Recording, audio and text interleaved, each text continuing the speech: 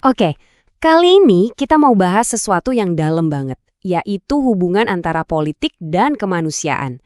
Sesuatu yang sering kali rapuh ya. Kita akan coba telusuri. Kenapa sih dalam perebutan kekuasaan, kok sering banget nilai-nilai kemanusiaan itu jadi korban yang pertama?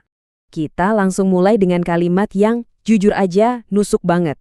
Ini kayak jadi inti dari semua pembahasan kita.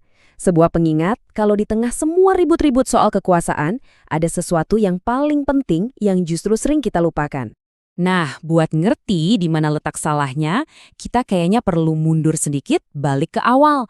Jadi di bagian pertama ini, kita bahas dulu janji luhur dari politik itu sendiri. Jadi gini, pada dasarnya politik itu diciptakan buat tujuan yang mulia banget loh.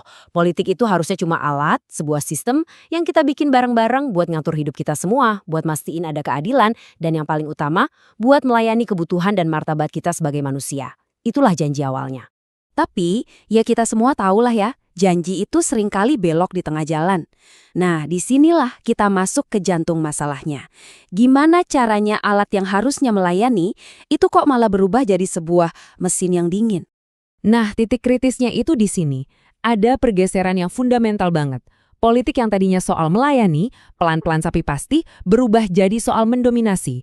Tujuannya bukan lagi mengangkat martabat manusia, tapi justru menaklukkannya. Bedanya tuh jelas banget, kayak langit dan bumi. Politik kemanusiaan itu akarnya empati, tujuannya melayani dan cari keadilan. Sebaliknya, politik kekuasaan itu logikanya beda. Manusia cuma dianggap data dan tujuan utamanya yang menundukkan demi keuntungan. Di titik inilah hati nurani mulai hilang dari politik. Sumber tulisan yang kita bahas ini menggambarkannya dengan perumpamaan yang kuat banget, sebuah mesin dingin. Mesin ini mungkin efisien banget ya, buat ngitung angka, bikin statistik, bikin aturan. Tapi mesin ini tuli. Dia nggak punya kemampuan buat merasakan, buat mendengar, apalagi buat berempati sama penderitaan manusia yang jadi korban kebijakannya. Terus, gimana cara kerja mesin dingin ini di dunia nyata? Simple, dia menyederhanakan semuanya. Martabat manusia yang begitu kompleks, yang tak ternilai harganya, itu disederhanakan jadi angka-angka, biar gampang diukur dan dikendalikan.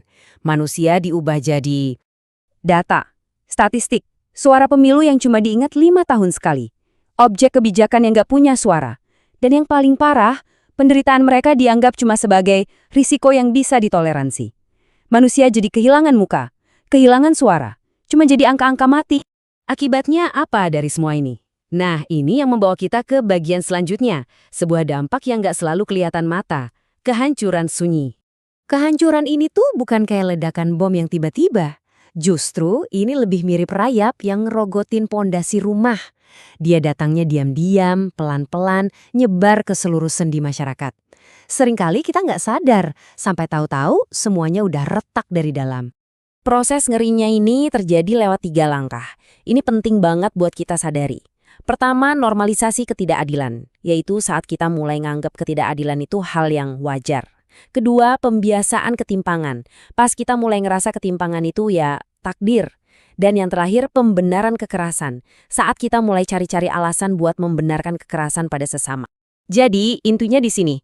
Tanda paling jelas dari sebuah peradaban yang lagi sekarat itu bukan gedung yang runtuh, tapi empatinya yang luntur. Ketika rasa peduli sama orang lain dianggap sebagai kelemahan, ya disitulah fondasi kita sebagai masyarakat mulai hancur dari dalam.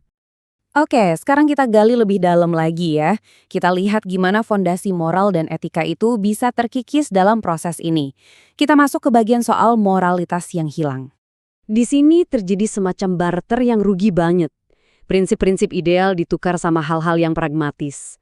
Kebenaran dikorbankan demi narasi yang menguntungkan. Etika disingkirkan demi hitung-hitungan elektabilitas. Dan yang paling parah, suara nurani dibungkam sama kepentingan sesaat. Inilah harga mahal yang harus kita bayar saat politik kehilangan moralnya. Dan ini dia poin yang paling bikin kita harus introspeksi. Masalahnya bukan cuma kita jadi korban sistem yang menindas. Kehancuran sejati itu terjadi ketika kita, sadar atau nggak sadar, justru jadi bagian dari sistem itu sendiri. Entah karena kita diam, kita membiarkan, atau bahkan kita ikut-ikutan membenarkan tindakan yang nggak manusiawi. Oke, setelah kita bedah semua masalahnya, pertanyaan paling penting sekarang adalah, terus gimana? Apa ada jalan keluarnya? Jawabannya, ada. Bagian terakhir ini akan membahas hal yang paling krusial. Gimana caranya kita mengembalikan kemanusiaan ke dalam politik? Jadi, apa sih politik kemanusiaan itu? Sederhananya, ini adalah soal mendefinisikan ulang semuanya. Kita harus melihat kekuasaan itu bukan sebagai tujuan akhir, tapi sebagai amanah, sebagai titipan yang harus dipertanggungjawabkan.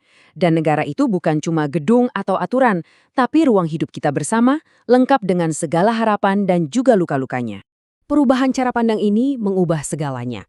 Fokusnya jadi bergeser dari pertanyaan yang salah ke pertanyaan yang benar.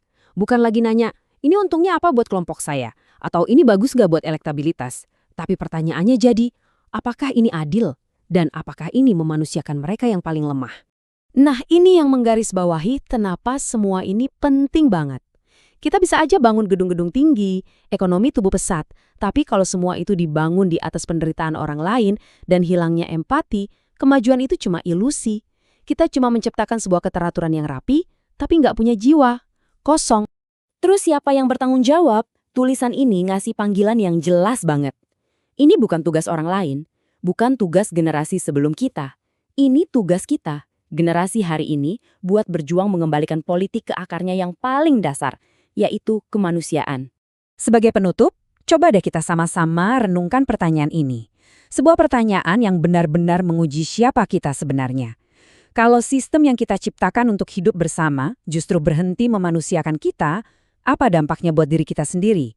Jangan-jangan kita juga pelan-pelan berhenti menjadi manusia?